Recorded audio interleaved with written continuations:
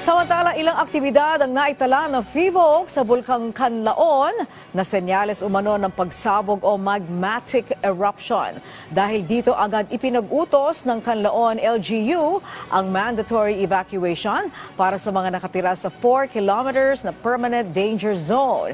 Si Ryan Lesigas sa Sentro ng Balita, live. Angelique, sa mga oras na ito ay nananatili naman sa alert level 2 ang Bulkang Canlaon pero patuloy ang pagpapakita dito ng abnormalidad. Actually, Angelique, ang sabi ng FIVOC, nakapagtala sila ng pinakamataas na pagbuga ng sulfur dioxide mula doon sa bulkan na umabot ng halos 10,000 tonelada. Highest record ito so far na naitala ng FIVOC na isa sa indikasyon daw, Angelique, na posible yung matinding pagsabog ng bulkan. Kung kaya't patuloy ang sinasagawang mandatory evacuation ng lokal na pamahalaan ng Canlaon City. Abiso sa ating mga kababayan at mga LGU sa Negros provinces na nasa paligid po ng bulkan na mataas na po ang tsansa na magkaroon po tayo ng tinatawag na magmatic eruption. Nabalot ng puting usok ang itaas na bahagi ng Bulkang Canlaon nitong araw ng Lunes, September 9. Ito ay matapos muling mag-alboroto ang bulkan. Nitong nakalipas na 24 oras, nakapagtala ang FIVOC ng mahigit 300 volcano-tectonic earthquakes. Ito ay lindol na likha ng pagbitak ng bato sa ilalim ng bulkan. Senyales daw ito na gumagawa ng daanan ang magma para sumabog palabas. Mataas din ang naitala na sulfur dioxide emission simula noong June 3. Katunayan kahapon, naitala ito sa 9,985 tons per day. Pinakamataas ito sa lahat ng panahon na naitalang sulfur dioxide emission.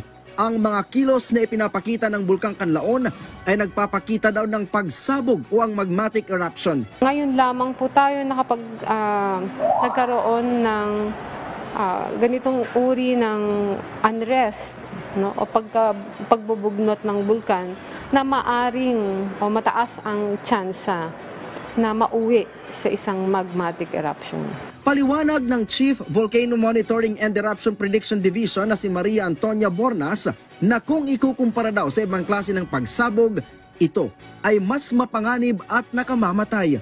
Taong 1902 pa daw nakaranas ng magmatic eruption ang Bulkang Canlaon pero mahina lamang ito. Nandiyan na yung nakamamatay, yung pyroclastic density currents. Ito yung magkahalong abo, mainit na volcanic gas, maiinit na pitak ng bato, at yung mga nauuka doon sa bungangan ng bulkan at doon sa dinadaluyan nito na mga currents or mass o yung magkahalo na nakikita natin na bumababa o nagdi-descend o nagko-flow away from the volcano, na nakikita natin na merong nagbibilow na clouds, no? Napakamapanganib na mga ito.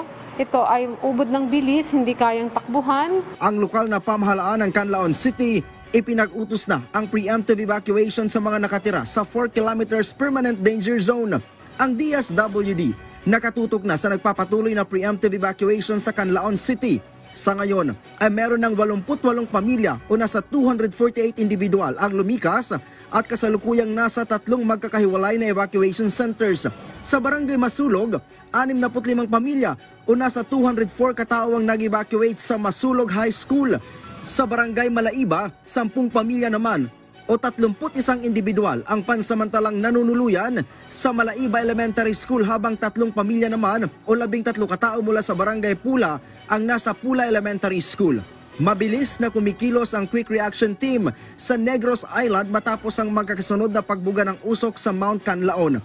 Samantala, nakahanda na rin ang DSWD Field Office 6 Western Visayas na may mga naka-preposition ng family food pack sa Bacolod City at sa iba't ibang warehouses sa mga lugar sa Negros Occidental. Sa Canlaon City, halos 7,000 kahon ng family food packs ang nakaantabay, bukod pa sa non-food items tulad ng hygiene, family, kitchen, sleeping kits at modular tents. Sa Negros Oriental, merong 14,000 family food packs ang nakaposisyon sa DSWD warehouse sa Dumaguete City, habang 3,400 na kahon naman ng family food packs ang nakalagak sa storage facility sa bayan ng Vallehermoso.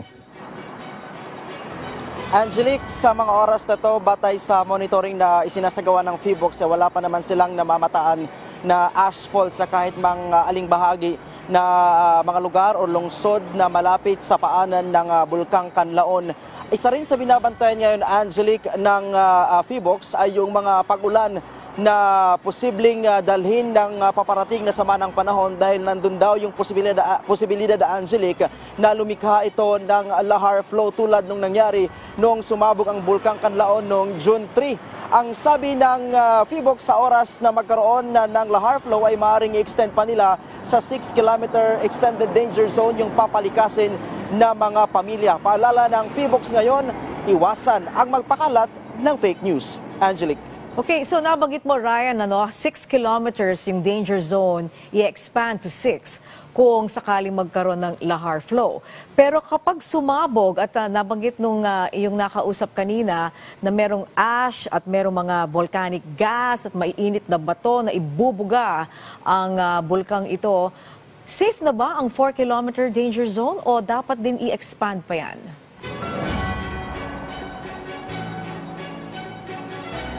Actually, Angelique, isa yan sa nilinaw kanina ng PHIVOLCS na kahit naman under alert level 0 ay hindi ligtas, Angelique, na tumira sa loob ng 4-kilometer danger zone, kung permanent danger zone, kung kaya't talagang kanilang paalala na hanggat maaari ay iwasan ng tumira sa mga paanan ng bundok. Now, yan yung kanilang tinitingnan ngayon, Angelique, dahil kung magpatuloy pa itong pag-aalboroto nga ng bulkan na unusual talaga yung kanyang ipinapakita, partikular na nga yung pagbuga nito ng maraming sulfur dioxide na isa sa indikasyon na sasabog na siya anytime, ay maaaring irekomenda na ng PHIVOLCS sa anumang oras na mas palawakin pa yung mga residente na papalikasin hindi na lamang doon sa 4-kilometer permanent danger zone at hindi na lang din doon sa 6-kilometer extended danger zone, kundi yung iba pang mga residente na nakatira ilang kilometro mula doon sa bulkan para na rin sa kanilang kaligtasan.